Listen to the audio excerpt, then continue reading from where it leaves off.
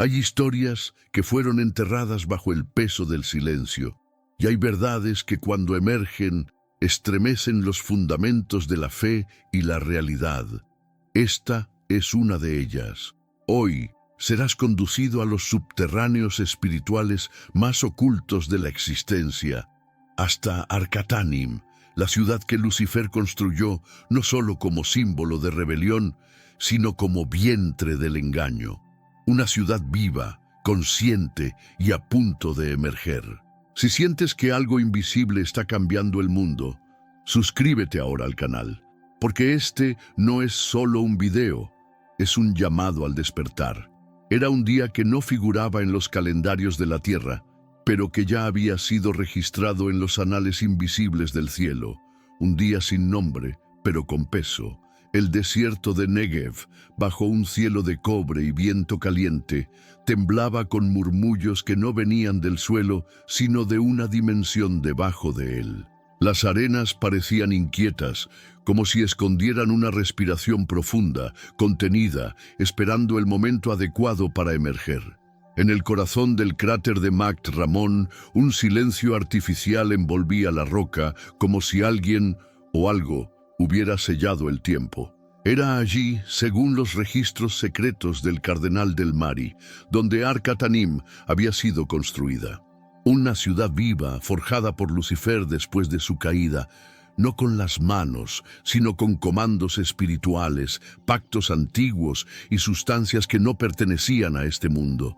Una ciudad que respiraba, cuyas paredes escuchaban y cuyo corazón latía como un feto esperando el nacimiento. Arcatanim no era una ruina olvidada, ni una metáfora del infierno. Era real. Edificada en capas interdimensionales sobre coordenadas sagradas distorsionadas, esta ciudad era el reflejo invertido de la Jerusalén celestial. Sus corredores vibraban en tonos oscuros, como si cantaran en lamento continuo. Luces que no eran luces se movían entre columnas orgánicas y cada piedra parecía contener memorias, no de vidas humanas, sino de decisiones eternas. Lucifer, después de ser expulsado del cielo, no vagó perdido. Él construyó, con odio, sí, pero también con inteligencia espiritual corrompida. Arcatanim era su templo, su respuesta, su venganza contra el reino de Dios. Era allí donde se sentaría en trono negro, rodeado por centinelas que no pertenecían ni a la luz ni a las tinieblas. Criaturas que no fueron expulsadas como él, sino que eligieron voluntariamente abandonar los cielos para convertirse en guardianes del vacío. Las escrituras canónicas guardan silencio sobre Arcatanim, pero los apócrifos susurran. Fragmentos del libro de Enoc, márgenes quemadas de códices armenios y pergaminos escondidos en los archivos secretos del Vaticano, describen visiones de una ciudad que lloraba en voz baja. Del Mari, en su diario final antes de desaparecer, relató haber oído los gemidos de la piedra, un canto grave que resonaba por el subsuelo como si la propia materia estuviera aprisionada. La entrada no era una puerta, sino una fractura en el tejido de la realidad.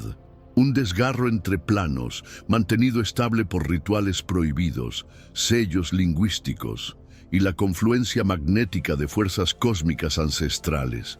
Solo los que llevaban la señal de la serpiente, marcados espiritualmente, podían atravesar sin perder la cordura. Los demás o enloquecían o desaparecían. Arcatanim no aceptaba intrusos. Ella seleccionaba, absorbía y moldeaba. En 1857, el cardenal jesuita Ambrosios del Mari lideró una expedición compuesta por monjes, lingüistas y ocultistas hasta el desierto de Negev. Llevaron artefactos enóquicos, mapas astrales y un pergamino copto que mencionaba la ciudad que gime bajo los pies de los profetas. La incursión duró 11 días. En el 12º, las señales cesaron. Cuando los rescatistas llegaron, encontraron solo a 3 monjes, todos en estado catatónico, murmurando frases en lenguas extintas. Del Mari nunca fue encontrado, pero su última anotación, rescatada entre las ruinas del campamento, decía: «La ciudad está embarazada y va a parir». Desde entonces, las autoridades eclesiásticas sellaron los documentos y clasificaron todo como herejía visionaria. Pero los ecos de Arcatanim no cesaron, solo cambiaron de frecuencia. La ciudad, incluso oculta, continuaba creciendo, alimentada por los pecados del mundo, por los pactos ocultos y por los dolores no confesados de la humanidad. Durante el siglo XX, señales sísmicas inusuales comenzaron a registrarse bajo el cráter de Mac Ramón. No seguían patrones geológicos comunes, tenían pulsaciones, no temblores, sino latidos, como si algo estuviera vivo y tratando de emerger. En 1924, una invocación conducida por ocultistas europeos en Praga resultó en un apagón espiritual inexplicable. Decenas de médiums perdieron la voz y monjes benedictinos relataron visiones de una ciudad subterránea hecha de ojos y cantos. Las conexiones entre estos fenómenos y Arcatanim fueron documentadas por un grupo disidente de rabinos místicos que interpretaron los salmos de David como profecías cifradas. Según ellos, cuando los salmos se cantan en tono invertido, la tierra responde no con alabanza, sino con lamento. Arcatanim reconoce la inversión de la adoración. Ella se alimenta de eso. Cada oración corrompida, cada culto vacío, cada acto de fe sin corazón, alimenta sus entrañas. En 1973, terremotos superficiales golpearon la región del desierto de Negev. Ninguna falla geológica justificaba el origen. Sin embargo, entre las rocas partidas, arqueólogos descubrieron inscripciones que no pertenecían a ningún idioma conocido. Eran símbolos que se movían lentamente, como si se deslizaran por la piedra viva. El gobierno clasificó el área como zona de inestabilidad sísmica y aisló el lugar. Pero algunos registros secretos revelan que los sonidos subterráneos tenían cadencia y melodía. Esa melodía, al ser comparada por especialistas, coincidía con las frecuencias resonantes atribuidas al Templo de Salomón, según cálculos acústicos de los manuscritos del Mar Muerto. Esto llevó a estudiosos esotéricos a una conclusión aterradora. Arcatanim no solo imitaba Jerusalén, ella robaba su firma espiritual. Cada vibración sagrada era replicada en sombra, en copia corrompida. La ciudad no era solo viva, estaba aprendiendo, creciendo, como un parásito espiritual. Al cambio de milenio, un grupo de científicos israelíes, patrocinado discretamente por una fundación europea de arqueología alternativa, utilizó drones sísmicos para mapear las capas subterráneas del Negev. Los datos obtenidos fueron inmediatamente clasificados como anomalías estructurales imposibles. Dentro de las imágenes de radar se veían formas geométricas perfectas, torres hexagonales, corredores en espiral descendente y lo que parecía ser un trono suspendido sobre un vórtice magnético. Entre los científicos involucrados, solo uno habló antes de desaparecer misteriosamente: el físico Menachem Weiss. En una entrevista que se filtró por un canal oscuro de Internet, afirmó: no es roca, es tejido, no es ruina, es organismo. Eso está despertando. Tras sus declaraciones, el video fue eliminado y Weiss desapareció en un viaje de Jerusalén a Berlín. Desde entonces, otros investigadores del mismo equipo murieron en accidentes inexplicables o enloquecieron. Lucifer, el portador de la luz que cayó, no buscó solo vengarse del cielo. Quiso reconstruir un nuevo Edén al revés. Arcatanim era su semilla, su anticreación. No había jardines, sino raíces negras que serpenteaban como arterias bajo la tierra. En lugar de ríos, corría un flujo oscuro de energía que los ocultistas llamaban sangre del dragón. Y en lugar del árbol de la vida, una espiral invertida llevaba al centro, el trono de la serpiente rodeado por seres sin nombre. Estos seres, conocidos en los manuscritos como centinelas del abismo, no se comunicaban por palabras. Emitían impresiones, dolor, angustia, desesperación, guardianes de un secreto mayor. Eran demasiado antiguos para ser humanos, pero diferentes de los ángeles caídos. Eran los olvidados, los que presenciaron la caída sin intervenir, y por eso fueron condenados a vigilar el vientre de la ciudad hasta el día en que el fruto del engaño fuera generado, el Anticristo. El nacimiento del Anticristo, según los textos ocultos del monasterio negro en Armenia, no vendría de una mujer, sino de la ciudad. Arcatanim sería su útero. La ciudad viva, en su maduración espiritual y energética, generaría una forma híbrida, parte espíritu, parte carne, alimentada por siglos de idolatría, mentiras y pactos. Él no surgiría como un invasor externo, sino como un salvador artificial, programado por siglos de manipulación subconsciente. Diversas órdenes secretas intentaron impedir este nacimiento. Templarios desviados, monjes desertores, científicos místicos y rabinos iluminados, todos fracasaron. La ciudad no puede ser destruida, solo retardada. En cada intento, ella se adapta. Sus defensas no son muros, sino ilusiones. Quien entra en Arcatanim no enfrenta monstruos, enfrenta versiones distorsionadas de sí mismo. La ciudad es espejo, es tentación, es caída disfrazada de revelación. En 2003, un grupo de soldados israelíes que patrullaban la región cercana al cráter reportó escuchar cantos subterráneos durante la madrugada. Inicialmente considerados alucinaciones causadas por el calor, los sonidos fueron registrados por sensores y enviados a una base militar. Al ser analizados, revelaron una frecuencia idéntica a los cánticos utilizados en el Templo de Salomón, pero entonados al revés, como una oración invertida. Era la liturgia de Arcatanim. Estos registros nunca fueron divulgados al público. Sin embargo, parte de ellos se filtró entre los círculos de la cábala hermética, siendo descritos como cánticos del vientre negro. Los sabios que los descifraron afirmaron: se está abriendo el séptimo sello del subsuelo. Desde entonces, el número de manifestaciones espirituales extrañas ha aumentado en diversas partes del mundo. Visiones, pesadillas recurrentes con laberintos de piedra viva y ataques de pánico sin causa física. La ciudad está llamando. Arcatanim no solo distorsiona el espacio y el tiempo, corrompe la voluntad.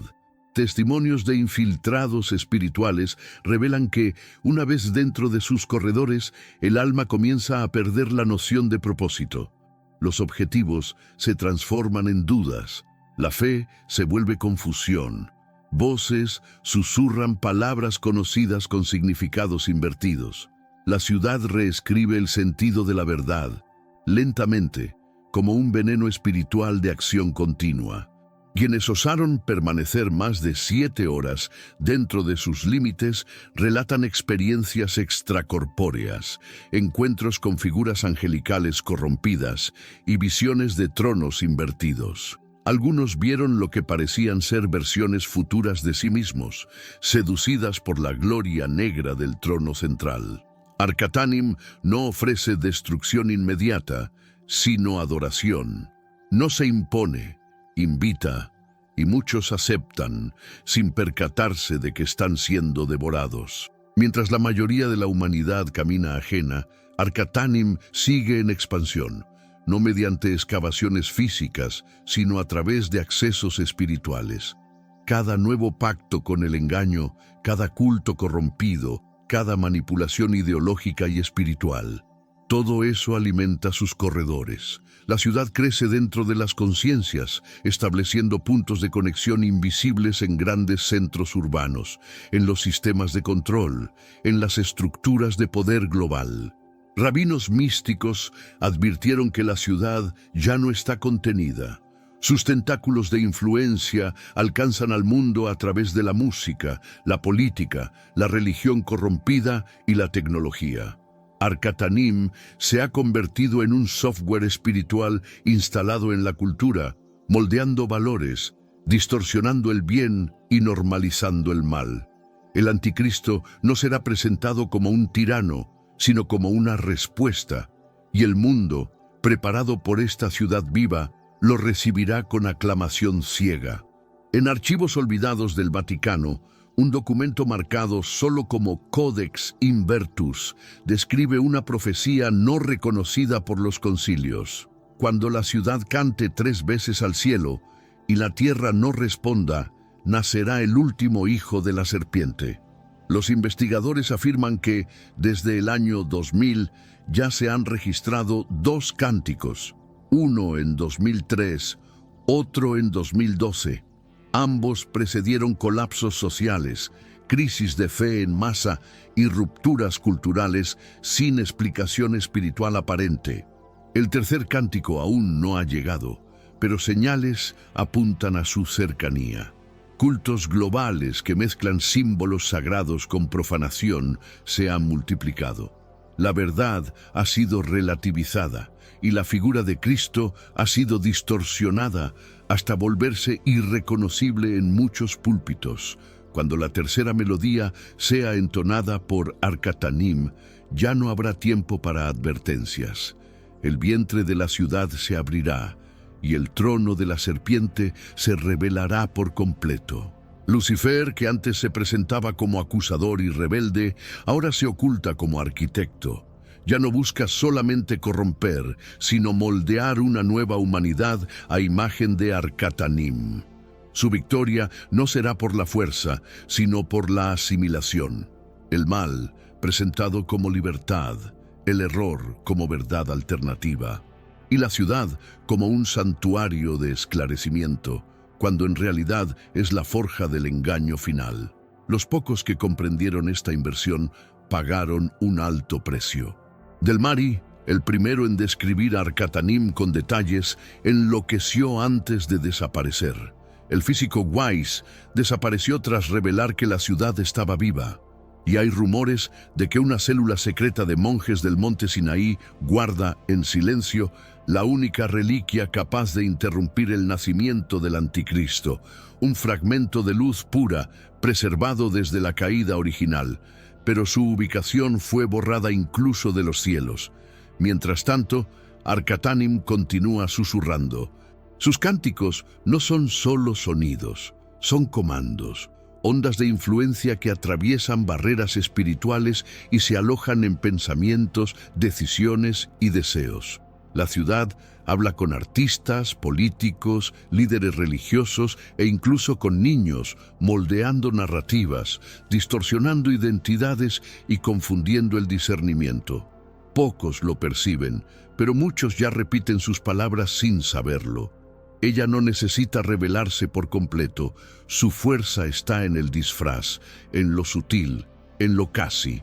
Cada generación recibe un fragmento de ella, una ideología enmascarada, una verdad corrompida, una promesa encantadora.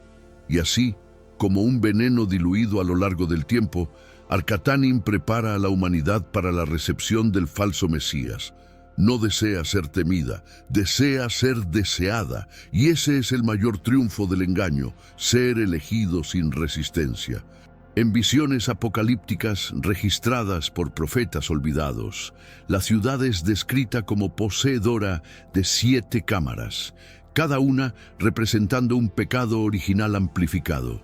Dentro de ellas, sombras caminan como memorias vivas de civilizaciones antiguas.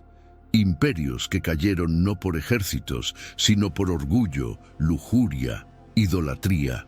Cada civilización que se desvió de la luz dejó una marca en Arcatanim. Ella es el archivo del pecado humano, el museo de la caída colectiva. En la última cámara se dice que hay un espejo que no refleja la imagen, sino la intención del corazón. Muchos que miraron en él perdieron la fe, porque allí, ante la verdad cruda y no editada de sus almas, Comprendieron que ya estaban más cerca de la serpiente que de la luz. Arcatanim no mata, revela, y al revelar, consume. No con violencia, sino con convicción invertida. La ciudad vence no cuando destruye, sino cuando convence. Entre los estudiosos de la tradición enóquica circula la profecía de que, en el día de la gran decisión, los portales de Arcatanim se abrirán no de fuera hacia adentro, sino de dentro hacia afuera. La ciudad surgirá en el mundo físico no como explosión, sino como revelación. Serán los propios humanos, seducidos por el poder, la estética y la falsa luz, quienes la traerán a la superficie. Arcatanim no invade, es invocada, y cuando surja no será percibida como una amenaza, será adorada, porque tendrá la apariencia de paz, de unidad, de solución global.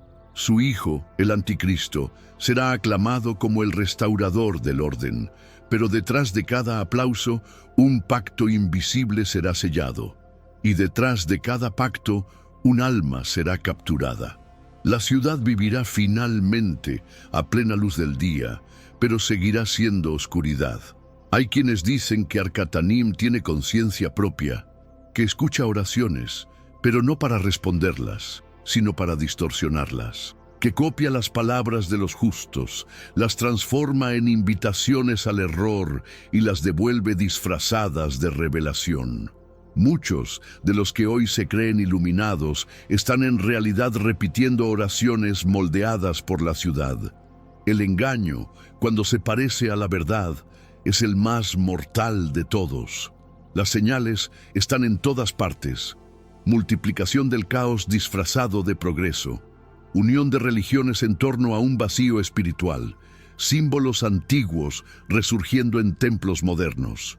Arcatanim no actúa solo en el subsuelo, ya sea proyectado en la superficie a través de mentes que la canalizan. El engaño ahora tiene rostro, voz y seguidores. Y lo más trágico es que muchos creen estar sirviendo a la luz, cuando ya están arrodillados ante el trono de la serpiente. En el corazón de Jerusalén, bajo el muro de los lamentos, un rabino solitario pasó sus últimos días alertando sobre un eco subterráneo. Decía que la ciudad sagrada estaba siendo imitada por una estructura oscura bajo sus pies, que los salmos entonados allí reverberaban no solo en el cielo, sino también en Arcatanim, como si cada palabra sagrada generara una versión corrompida en su reflejo sombrío. Nadie lo tomó en serio hasta el día en que desapareció entre dos turnos de oración. La ciudad no necesita conquistar territorios, conquista atmósferas. Donde hay desesperación, insinúa consuelo. Donde hay confusión, ofrece orden. Pero su orden es el dominio de la serpiente, disfrazado, seductor y profundo. Arcatanim es la ciudad de la inversión, del evangelio distorsionado, de la esperanza falsa. Es el trono invisible del mundo moderno, y sus siervos no se visten de tinieblas, sino de luz falsa, de sabiduría inflada y de justicia propia. En ciertas noches, cuando el cielo del Negev se cubre de estrellas sin brillo, pastores locales afirman ver una luz pulsante emerger del cráter, no como fuego, sino como una respiración subterránea. No se acercan. Dicen que la tierra allí habla, que canta nombres antiguos en lenguas olvidadas, y que los animales huyen antes incluso de oír el sonido. Arcatanim avisa antes de actuar, susurra antes de devorar. Es paciente, es consciente. Pero la Escritura dice que toda obra hecha en la oscuridad será llevada a la luz. Y ese es el mayor temor de Arcatanim, ser revelada, no ante ojos humanos, sino al Espíritu Santo. Porque cuando la luz verdadera penetra sus corredores, no puede esconder su origen. Lo que nació de la mentira tiembla ante la verdad. Por eso la ciudad se fortalece mientras los hombres duermen, porque sabe que el despertar espiritual es su sentencia de muerte. Dentro de un antiguo monasterio maronita, escondido entre los valles del Líbano, un pergamino guardado bajo 7 llaves lleva una sola frase: cuando Arcatanim respire por última vez, el cielo responderá con truenos que no vienen de las nubes. Es el anuncio del enfrentamiento final. La ciudad vive como un organismo, pero está marcada para un último suspiro, un momento en que su influencia será desenmascarada y confrontada por una luz que no puede ser vencida. Ese día los tronos humanos caerán. Las estructuras de poder que se alimentaron del engaño temblarán, líderes que negociaron verdades serán desenmascarados y multitudes comprenderán que no estaban en guerra contra ideas, sino contra una entidad real, viva, antigua. Arcatanim será expuesta, y con ella todos los que la sirvieron, conscientes o no. La batalla que muchos pensaron que era política, ideológica o cultural será finalmente revelada como espiritual, pero no todos sucumbirán. Habrá un remanente, hombres y mujeres que, incluso sin entender la magnitud del engaño, eligieron permanecer fieles a la luz. No tendrán grandes púlpitos ni títulos religiosos. Serán desconocidos a los ojos del mundo, pero guardados a los ojos de Dios. En silencio habrán resistido las invitaciones seductoras de la ciudad viva, rechazando sus promesas envenenadas en nombre de una verdad mayor. Y cuando el último sello sea roto y la ciudad emerja por completo, estos serán los primeros en discernirla, no por lo que vean, sino por lo que sientan en espíritu. Porque la presencia de Arcatanim no puede confundirse con nada que provenga de Dios. Es un peso que desvía, una gloria extraña. Aquellos que conocen la luz verdadera la reconocerán, y en ese reconocimiento sabrán: ha llegado la hora de luchar, no con armas, sino con fe inquebrantable. En ese día decisivo, el mundo parecerá estar en paz, pero los cielos estarán en guerra.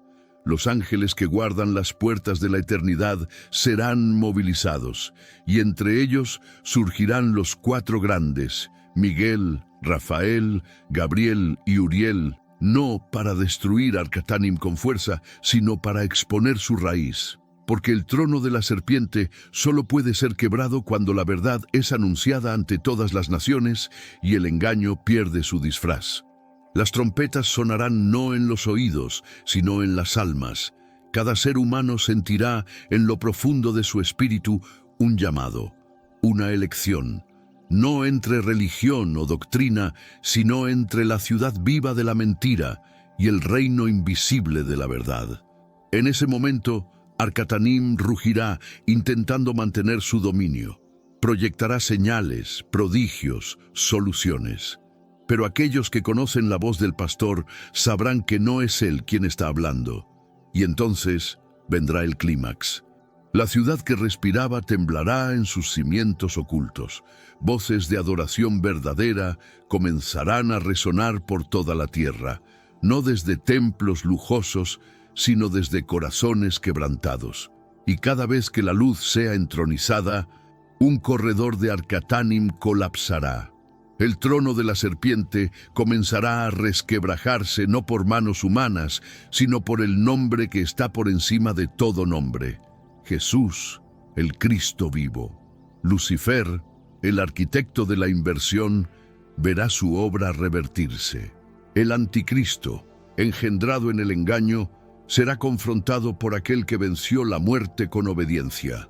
La ciudad viva comenzará a morir, y su canto final será de lamento, no de gloria. Porque Arcatanim, aunque construida con inteligencia celestial corrompida, jamás tuvo el aliento de la vida verdadera. Imitaba, pero no creaba, y ante el Creador toda imitación perece. Los que antes fueron seducidos por la belleza falsa de la ciudad comenzarán a despertar. Habrá llanto, arrepentimiento, ojos que se abrirán por primera vez. Muchos verán que caminaron dentro de Arcatanim por años, sin haber pisado jamás el desierto, porque la ciudad no era solo un lugar, era una influencia, una elección, una mentira revestida de lógica, pero el arrepentimiento genuino será la clave para salir. Mientras tanto, los portales que una vez fueron forjados por pactos antiguos comenzarán a cerrarse. Uno por uno, sellados por la luz de la verdad anunciada, vivida y proclamada por los remanentes. Cada acto de fidelidad a la palabra, cada oración sincera, cada renuncia al engaño será como una espada cortando los tentáculos de la ciudad. Arcatanim, finalmente, comenzará a desaparecer, no con una explosión, sino en silencio. Expuesta, no puede existir. Y al final de ese día memorable, un nuevo silencio cubrirá el desierto. No el silencio de la amenaza oculta, sino el de la misión cumplida. El cielo, antes presionado por las oraciones distorsionadas que Arcatanim imitaba, respirará aliviado. El cráter de Mact Ramón, que una vez guardó la entrada del trono de la serpiente, se convertirá en una señal, no de tinieblas, sino de victoria. Porque donde abundó el engaño, sobreabundó la revelación. Los ángeles regresarán al cielo, los portales se cerrarán y la ciudad no será más. Pero su historia no será olvidada. Permanecerá como testimonio para las generaciones de que el mal puede ser inteligente, disfrazado, persistente, pero nunca eterno. Arcatanim cayó no por fuerza humana, sino porque la luz verdadera no puede ser vencida. El Cordero triunfó, y la serpiente volvió al polvo. Y aquellos que vencieron, que resistieron la invitación de la ciudad viva, serán llamados hijos de la luz, no por perfección, sino por fidelidad. No se inclinaron ante el brillo falso, no cambiaron lo eterno por lo inmediato, ni vendieron su identidad por comodidad. Permanecieron incluso en silencio, incluso solos, y el cielo los reconoció. Sus nombres estaban escritos donde Arcatanim jamás podría alcanzar, en el libro de la vida. La historia de ese día será contada entre los cielos como el día en que la ciudad que respiraba mentiras fue silenciada por corazones que cantaban la verdad. Un día no registrado por los periódicos, pero sellado por los ángeles. Un día que marcó el fin del engaño profundo y el inicio de un nuevo despertar. Porque la batalla final no ocurrió entre naciones, sino dentro de cada alma que eligió a quién pertenecer.